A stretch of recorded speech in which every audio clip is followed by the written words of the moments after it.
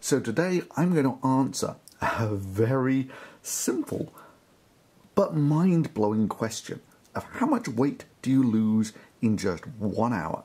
So that is, if I just sit here and I don't drink anything and I don't go to the bathroom, how much lighter will I be at the end of the hour?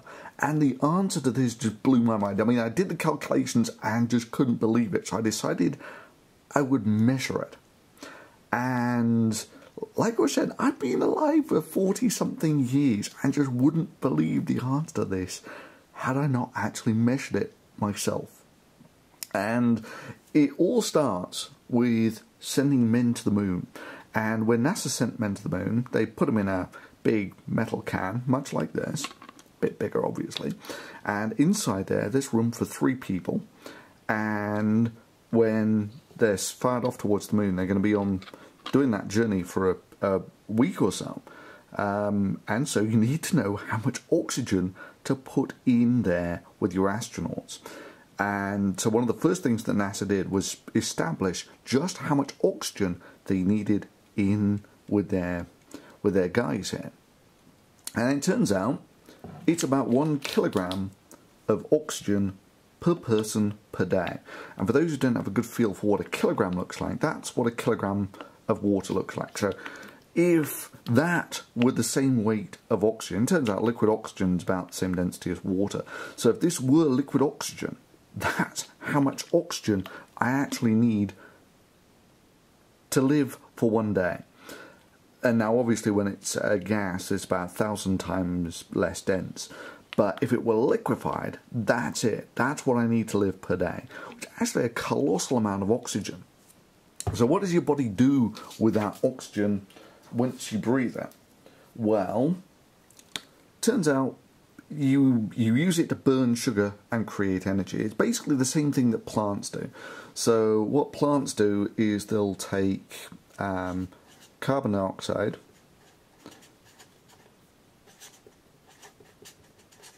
and water plus some energy, and they'll turn that into sugar and oxygen. And what your body does is basically the reverse of this. It takes the sugar and the oxygen and it burns it to give you energy, water and carbon dioxide which you breathe out. Now, we know how much oxygen you need for 1 person for 1 day. That's what NASA gave us. This little from the Apollo mission. That's 1 kilogram of oxygen. Okay?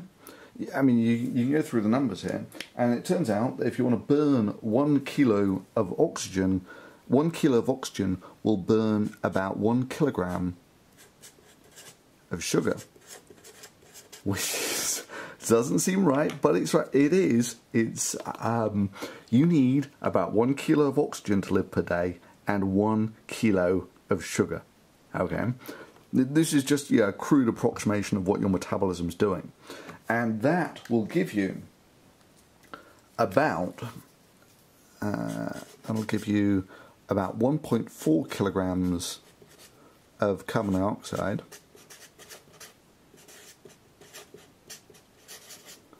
and about half a kilo, 0.6 kilos of water. So that's what your metabolism is doing daily, is it's taking about a kilo. This is actually the scale of it. 1 kilo of sugar, 1 kilo of oxygen, and turning it into 1.4 kilograms of carbon dioxide and about half a litre of water. And this is actually water. So your body's producing that much water per day just from burning sugar. Approximately. Now, okay, so this is over 24 hours. And so how much carbon dioxide are you actually breathing out per hour? So it's just a simple matter. You divide 1.4 kilograms by 24 and you get about 60 grams, but let's not worry too much about the little numbers. Let's just call it 50 grams per hour. That's how much carbon dioxide you're breathing out per hour. And for those who don't have a good feel for what 50 grams looks like, that is a chocolate bar, and chocolate bars weigh 50 grams. So I should, in principle, be breathing out that much carbon dioxide per hour. So the next question is, you know, because this seems pretty high numbers to me. So if I'm breathing out 50 grams per hour, what sort of accuracy of scales would I need to measure it? So if I can weigh 1 kilogram, right, let's call it a kilogram, that means that this number here is going to be hundreds of grams, this number here is going to be tens of grams, so I need to be able to measure to 1/100th of a kilogram, and I need to be able to do that for about my weight. Now it's not, you know, let's just say I'm about 100 kilos, so I need to be able to measure that sort of accuracy.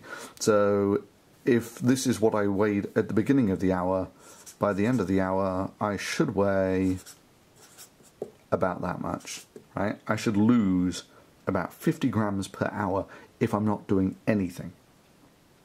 So, is this possible? And it turns out, yes, there are actually scales. They sell them for measuring, what are they called, packages and parcels, that sort of thing. And so I got one of these scales, and let's see what it looks like for me over the period of an hour. Okay, so what I'm going to do now is to see how accurate these scales are. What I've got here is I've got a household scale here, and I've got my big heavy-duty scale here. So what I'm going to do first of all is going to take my kilo of silver, and I'm going to put that on the little balance here, and that comes up as 1001 grams. And here it comes up as 1 kilo. So this is a pretty good consistency to check.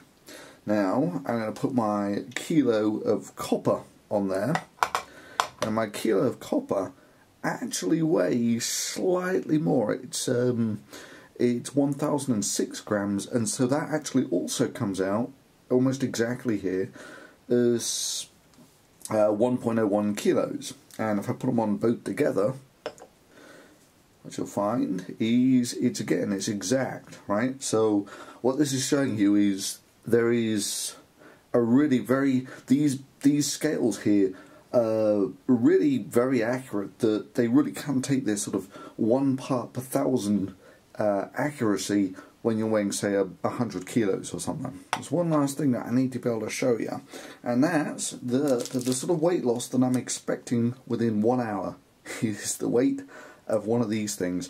So that's about 50 grams. So if I put that on there, it should come up about 50 grams heavier, and it comes up 50 grams heavier on this one.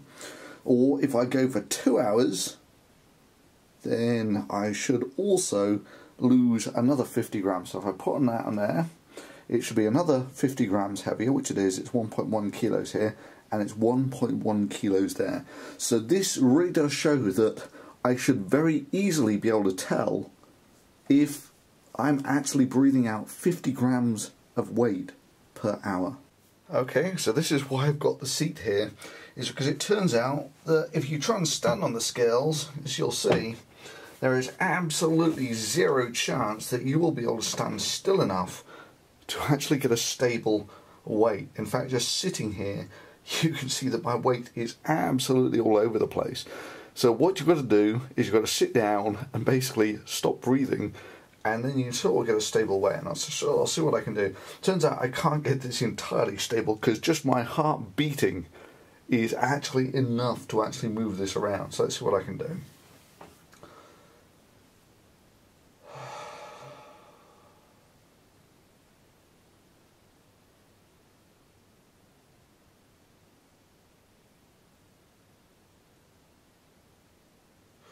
So that's about 10.3. So that's about 94.30. Let's try that again.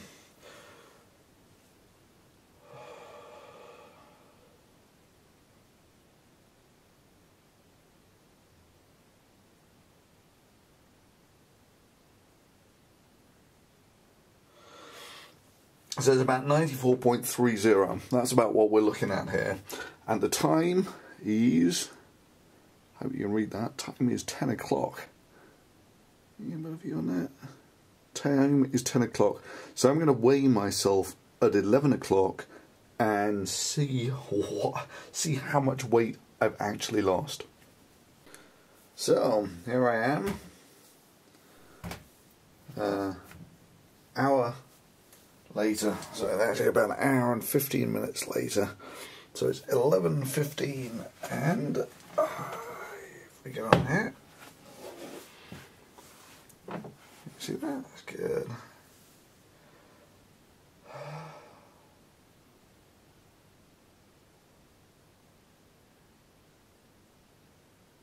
Do you see?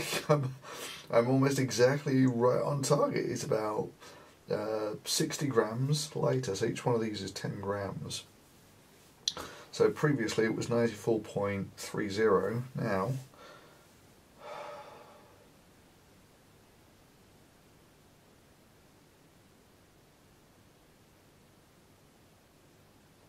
almost perfect. It's like 60, 70 grams lighter. Just to prove that's actually the case, what I'm going to do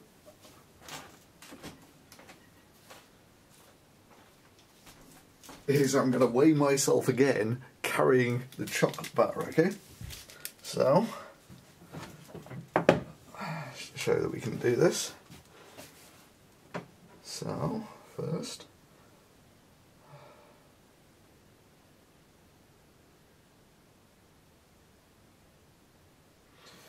do that again.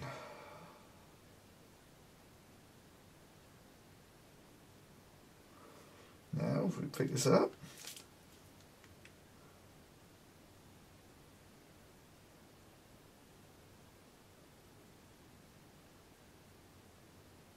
so my weight loss for the hour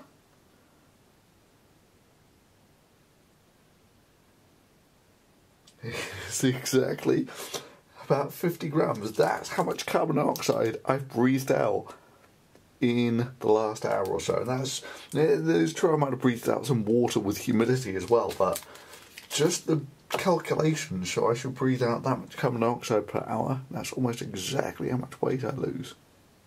Amazing, eh?